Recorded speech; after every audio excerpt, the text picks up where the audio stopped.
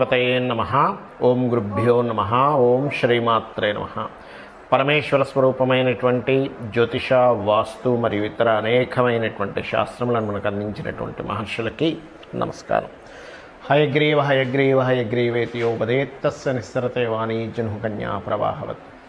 అరుణాం కరుణాతరంగితాక్షీం ధృతపాశాంకుశపుష్పబాణచాపాం అనిమాదిభిరావృతాం మయూకైః అహమిత్యేవ విభావయే భవానీం. శ్రీమాత్రే నమః.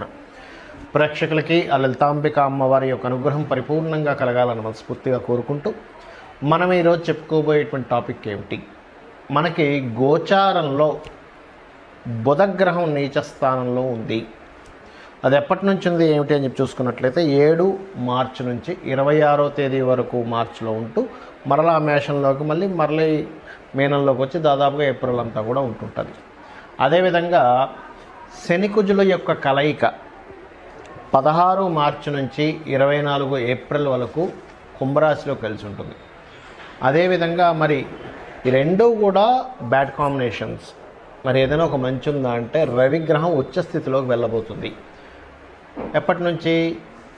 మార్చి 14వ తేదీ నుంచి. కాబట్టి ఈ యొక్క గ్రహస్థితులను అనుసరించి మనకి ఈ గ్రహాల యొక్క స్థితి వల్ల ఏ విషయాల్లో ఖచ్చితంగా జాగ్రత్త వహించాలి, ఏ విషయాల్లో బాగుంటుంది అనేటువంటి విషయం ఇప్పుడు మనం తెలుసుకుందాం. ఒక్కొక్క లగ్నరీత్యా, లగ్నం తెలియని వారు రాశిరీత్యా చూసుకోవచ్చు. తులాలగ్నము, తులారాశి.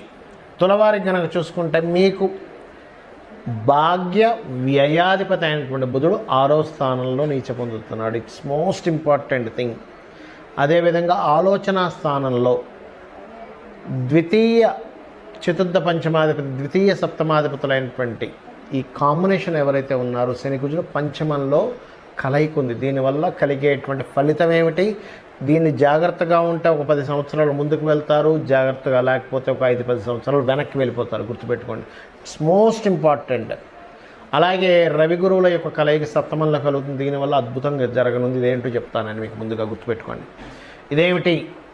ఫస్ట్ ఆఫ్ ఆల్ చూడండి, ఒక్కోసారి మనం ఏదైనా ఒక ఇన్వెస్ట్మెంట్ చేసేటప్పుడు ఈ బుధుడు 6లో నీచబడి ఉన్నందుకు ఎవరో ఏదో చెప్తారు, మనకు తెలిసిన ఫ్రెండ్స్ ఎవరో ఏదో చెప్తారు, అరే ఇక్కడ పెట్టు, నువ్వు బంగారం పట్టిందల్లా బంగారం, మనం దాన్ని నమ్మేస్తాం. గుడ్డిగా ఎందుకు నమ్ముతామని చెప్తా ఉన్నాడు. మనకున్న కష్టాల వల్ల మనం నమ్ముతాం దాన్ని. అరే చాలా అప్పులు ఉన్నాయి, ఇదేదో చేస్తే నాకు కలిసి వచ్చేస్తుంది కదా, ఎందుకు నేను ఈ డేర్ చేయకూడదు? ఎన్నో డేరింగ్ చేసాం, ఇదొక్క డేర్ చేసేద్దాం. డేరింగ్ చేయడం నిజంగా మంచిది. బికాజ్ ఆఫ్ ధైర్యే సాహసే లక్ష్మి. ధైర్యము సాహసం ఉన్న దగ్గరే లక్ష్మీదేవి ఉంటుంది, అందులో ఎటువంటి సందేహం లేదు. కానీ మనం ఇక్కడ చేసే మిస్టేక్ ఏంటంటే ఆ ధైర్యము సాహసంతో పాటు ఆలోచన కూడా ఉండాలి. ఈ ఆలోచన సరిగ్గా చేయకుండా ధైర్యం చేస్తాము, ఆలోచన సరిగ్గా చేయకుండా సాహసం. మీరు అనొచ్చు, ఏమంటే ఇన్ని ఆలోచిస్తే ఏమీ చేయము. 100% కరెక్ట్. ఎక్కువ ఆలోచిస్తే ఎన్ని చేయము. అలా అని ఆలోచించకుండా చేయకపోయినా గొయ్యిలో పడతాం. కాబట్టి నేను చెప్పేది ఒకటే, అప్పు చేసి ఇన్వెస్ట్మెంట్స్ మాత్రం చేయకండి. బికాజ్ ఆఫ్ మీకున్నటువంటి కాంబినేషన్ ఏదైతే ఉందో అప్పు చేసి ఇన్వెస్ట్మెంట్ చేయడం వల్ల ఇబ్బంది పడతారు అని చెప్తుంది వెరీ క్లియర్గా.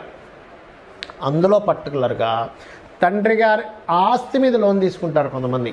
అలా తండ్రి గారి ఆస్తి మీద లోన్ తీసుకొని మీరు కనుక అప్పు చేశారా, గోవిందాయ మంగళం. కాబట్టి పొరపాటును కూడా ఆ యొక్క విషయాన్ని టచ్ చేయకండి, వదిలేసేయండి దాన్ని. ఎందుకంటున్నానంటే పంచమంలో శనికుజులు కలుస్తున్నారు. పంచమం మీద ఆలోచన స్థానం తీవ్ర స్థాయికి తీసుకెళ్తుంది. ఆలోచన ఏమైతే అయిపోయింది, ఏదైతే అయిపోయింది, ధైర్యం ఏదో తెగించేద్దాం. మంచి పద్ధతే అది, తెగించడం మంచిదే. ఎలాంటి విషయాల్లో తెగించాలనేది ఒక క్లారిటీ ఉండాలి మనకి. తెగించాలి కానీ ఎప్పుడు తెగించాలి, ధైర్యం చేయాలి కానీ ఎప్పుడు ధైర్యం చేయాలి, సాహసం చేయాలి కానీ ఎప్పుడు సాహసం చేయాలి ఈజ్ మోస్ట్ ఇంపార్టెంట్. మరి నాకు ఈ ఆలోచనలు వచ్చేస్తున్నాయండి, how I control? Simple technique. మీ ఆలోచనల్ని తులాలగ్నం వారు కంట్రోల్ చేసుకునే టెక్నిక్ ఏమిటి అంటే చక్కగా చందనము మరియు గంధము ఈ రెండింటినీ కలిపినటువంటి నీటితో అభిషేకం చేయండి శివునికి. మీరే చూస్తారు, బా నిజంగా ఎంత చక్కటి ఆలోచనలు వస్తున్నాయంటారు. అంత బాగుంటుంది, మీరు గుర్తుపెట్టుకోండి. అలాగే ఇక్కడ మరొక విషయం ఏంటంటే ఒక మంచి కూడా అవుతుందని చెప్పాను కదండి. ఏమిటది? రవి గురువులు గొప్పగా కలుస్తున్నారు. ఎగ్జాల్టెడ్ రవి దగ్గరికి గురువు వచ్చి కలుస్తున్నాడు. ఇది ఒక గొప్ప కాంబినేషన్. దీనివల్ల కలిగే ఫలితం ఏమిటి?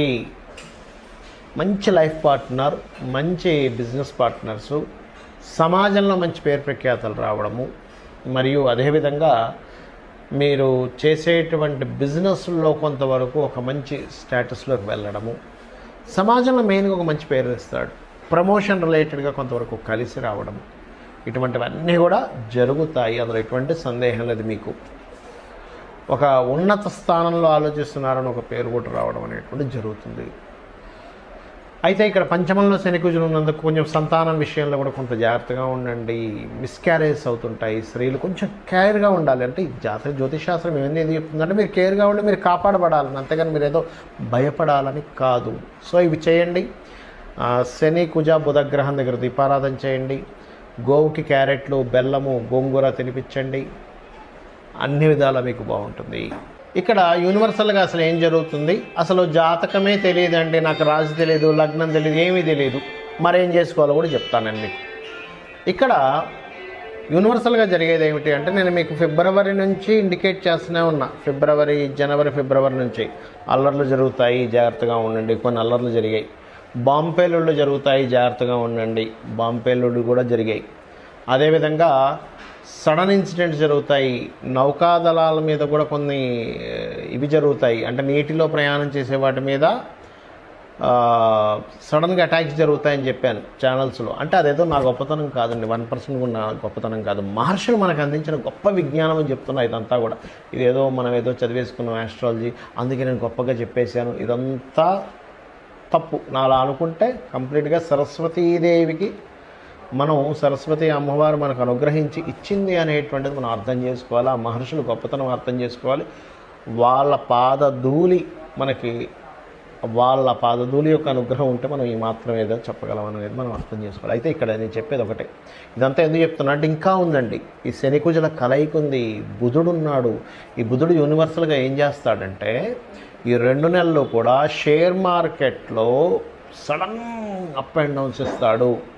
షేర్ మార్కెట్ గురించి బాగా తెలిసిన వాళ్ళు దీన్ని డబ్బు చేసుకునే వాళ్ళు ఉంటారు.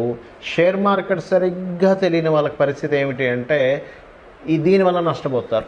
అంటే బాగా అనుభవం ఉన్న వాళ్ళు చూడండి, ఇప్పుడు మార్కెట్ ఉంది, ఈ పలానా సమయాల్లో రేట్లు తగ్గుతాయి కానీ ఒక నెల పోతే బాగా పెరుగుతాయని అంచనా ఉన్నవాడు ఏం చేస్తాడు, ఇప్పుడు కొనిపెట్టేసారా నాకు తెలుసు 30 సంవత్సరాల ఎక్స్పీరియన్స్ ఉందంటాడు, కొంటాడు, పక్కన పెడతాడు, టక్కన రైజ్ అవుతుంది, అమ్ముతాడు, అప్పుడు బాగా డబ్బులు వస్తాయి. అలా ఏంటంటే షేర్ మార్కెట్లో విపరీతమైన ఫ్లక్చువేషన్స్ ఈ బుధుడు ఇవ్వనున్నాడు. చాలా జాగ్రత్తగా ఉండండి. ఇది అద్భుతమైన ధనయోగాన్ని ఇస్తుంది, అద్భుతంగా లోపలికి తీసుకెళ్ళిపోతుంది.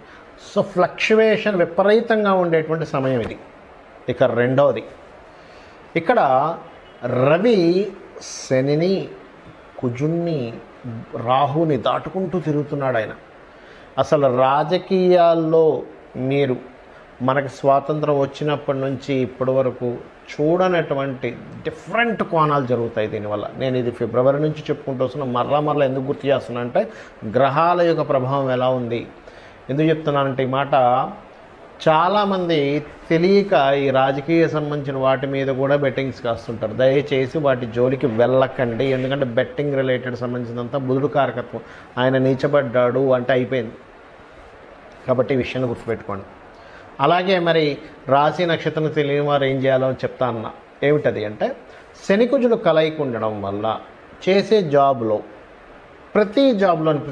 చేసే ప్రతి జాబ్ దగ్గర ఏదో ఒక తెలియని ఒక ఘర్షణ, మార్పులు జరుగుతూ ఉంటాయి.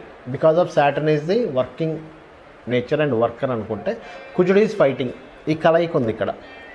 అలాగే ప్రతి బిజినెస్లోని ఏదో తెలియని ఒక స్ట్రెస్ ఉంటుంది. కానీ ఈ స్ట్రెస్లు, ఈ బిజినెస్లు, ఎందుకంటే బిజినెస్ కారకుడు అయినటువంటి బుధుడు నీచ స్థానంలో ఉంటున్నాడు. కానీ ఈ కాంబినేషన్ ఏదైతే ఉందో గుర్తుపెట్టుకోండి. దీన్ని అర్థం చేసుకుంటూ ముందుకు వెళ్ళగలిగారా సూపర్గా ఉంటుంది. బిజినెస్లో కానీ జాబ్లో కానీ. మరి కేవలం అర్థం చేసుకుంటే సరిపోతుందా అంటే ఏమీ లేదు. సింపుల్ టెక్నిక్ ఒకటి చెప్తాను. ఇది కనుక మీరు చేయగలిగితే లోకం మొత్తం ఎలా ఉందో మీకు మాత్రం చాలా అద్భుతంగా ఉంటుంది. గుర్తుపెట్టుకోండి. ఈ టెక్నిక్ కనుక చేయగలిగితే ప్రపంచం మొత్తం ఏమైపోయినా మీకు మాత్రం బాగుంటుంది. అదేమిటో చెప్తాను చూడండి. మీకు దగ్గరలో గోశాల ఉందండి. సింపుల్గా ఏం లేదు, పిడికెడు బెల్లము, క్యారెట్లు, ఆకుకూరల్లో సింపుల్గా గోంగూర కట్ట చక్కగా కట్ చేసి ఆ గోవు దగ్గరికి వెళ్ళి దేశీవాలి గోవు సాక్షాత్ అమ్మవారే గోవు రూపంలో ఉందని భావించండి. అమ్మవారి ఈ రూపంలో ఉంది, అమ్మవారికి నేను తినిపిస్తున్నాను, నా అదృష్టం ఏంటనుకొని భావిస్తూ భక్తితో తినిపించండి. మీరే చూస్తారు పెద్ద ఆపద ఏదైతుందో ఆగిపోతుంది అక్కడికి. అమ్మవారి అనుగ్రహం ఉంటే ఆపద గీపద ఏమీ లేదు, అమ్మవారే చూసుకుంటుంది. ఆ రకంగా మీకు ఆ సపోర్ట్ అనేటువంటిది లభిస్తుంది. అయితే ఇక్కడ ఇంకొక విషయం చెప్పి మీకు ఒక క్లారిటీ ఇస్తా. ఏమిటది అంటే, మీ జన్మజాతకంలో గనక నీచగ్రహాలు బలంగా ఉన్నాయి, ఇబ్బందికరమైనటువంటి వాళ్ళకి మాత్రమే ఎక్కువ ఎఫెక్ట్ ఉంటుంది. కానీ జన్మజాతకంలో విపరీత రాజయోగాలున్నా, ధనయోగాలున్నా, విపరీత ధనయోగాలున్నా, భగవత్ అనుగ్రహము అంటారు. అంటే గురుగ్రహం కనుక రాశిని చూస్తున్నా, లగ్నాన్ని చూస్తున్నా, జన్మజాతకంలో గురువు యొక్క అనుగ్రహం బలంగా ఉన్నా ఏమీ అవ్వదు. ఎలా అంటే, ఒక బుల్లెట్ ప్రూఫ్ వేసుకునే వ్యక్తి ఈ బుల్లెట్ తగులితే ఏమవుతుంది, అదొక బుల్లెట్ ప్రూఫ్ లాగా పనిచేస్తూ ఉంటుంది. అయితే ఇక్కడ మీకు అనిపించవచ్చు, ఏమండి మరి నాకు గురుబలం ఉందో లేదో నాకు తెలియదు, నాకు జాతకం లేదు, మరి ఏం చేయాలి? సింపుల్గా ఒకటే గుర్తుపెట్టుకోండి, గురుబలము రావాలి, మనం రక్షింపబడగలగాలి అంటే ఒకటి మీ గురువుని తెలుసుకోండి. మీకు చిన్నప్పుడు స్కూల్లో టీచర్ ఏదైనా విద్య మీకు నేర్పించిన వ్యక్తిని గురువుని తెలుసుకోండి. లేదా దత్తాత్రేయుడిని, జై గురుదత్త, శ్రీ గురుదత్త అనుకోండి, గురుబలం వచ్చేస్తుంది. రెండవది, శివాలయానికి వెళ్ళి చక్కగా పసుపు గంధము కలిపిన నీటితో అభిషేకం చేయండి, లేదా చందనం రాయండి, చక్కగా గురుబలం ఖచ్చితంగా పెరిగి తీరుతుంది. పరోపకారం చేయండి అంటే ఏమిటి, ఎవరికైనా ఏదైనా అన్నమో వస్త్రమో ఏదో ఒకటి దానం చేయండి. ఎందుకంటే దానం చేస్తే గురుబలం ఎలా పెరుగుతుంది అంటే, ఒక మంచి పని ఎవరికైనా సహాయం చేయడం ఈజ్ ఆల్సో గురువే. ఎందుకు, మీరు వాళ్ళు ఇబ్బందిలో ఉన్నారు, అబ్బాయి ఎలారా నాయన నా ఫుడ్ అనుకున్నాం, ఒక వ్యక్తి వచ్చి వాళ్ళకి సపోర్ట్ చేస్తారు, దట్ ఈజ్ ఆల్సో మీరు వాళ్ళు ఇబ్బందిలో ఉన్నారు, వాళ్ళకి ఇబ్బందిలో ఉన్న వాడికి నేను హెల్ప్ చేస్తున్నా, గురుతత్వం వచ్చేసింది అక్కడ. కాబట్టి ఎవరు ఏ ఇబ్బందిలో ఉన్నా చిన్నపాటి హెల్ప్, మీకు తోచిన హెల్ప్ చేయండి, ఇది కూడా గురుబలంగా మారుతుంది. ఈ రకంగా మీరు చేయగలిగితే మీ జన్మజాతకంలో ఎటువంటి దోషాలున్నా, మీకు గోచారం అనుకూలిస్తున్నా అనుకూలించకపోయినా ఇది చేయండి. ఇంకొక విషయం చెప్తాను, పొరపాటును కూడా ఈ బుధుడు నీచంలో ఉన్నప్పుడు, ఈ శనికుజులు ఈ కాంబినేషన్లో ఉన్నప్పుడు తెలియకుండా మనం ఏం చేస్తామంటే ఉత్తరం వైపు కొన్ని దోషాలు చేస్తాం. అంటే తీసుకెళ్ళి, అంటే దాని ఎఫెక్ట్ పెరగడానికి వస్తువులన్నీ తీసుకెళ్ళి ఉత్తరంలో పెడతాం, బరువులు పెంచుతాం. పడమరలో తెలియకుండానే పడమరలో కొన్ని దోషాలు చేస్తుంటాం. అంటే ఏంటి, పడమర పెంచేసేటువంటిది, లేదా పడమరలో పెద్ద బాల్కనీ తయారు చేసుకోవడము, పడమరలో ఉన్నవన్నీ ఓపెన్ చేయడము, అంటే పడమర నుంచి ఎక్కువ వెళ్తూ వచ్చేలా కూడా చేస్తుంటాం తెలియకుండా. ఎందుకు అంటే దీని ఎఫెక్ట్ ఇవ్వడానికి వాస్తును కూడా వాడుకుంటుంది అది గ్రహం. అంటే ప్రకృతి అలా వాడుతూ ఉంటుంది. ఒక వ్యక్తికి ఒక మంచి చేయాలన్నా, ఒక ఇబ్బంది ఇవ్వాలన్నా, దీన్ని అర్థం చేసుకొని ఈ రకంగా మీరు తెలుసుకొని ఆ అమ్మవారి యొక్క అనుగ్రహం పరిపూర్ణంగా పొందాలని మనస్ఫూర్తిగా కోరుకుంటూ శ్రీమాత్రే నమః.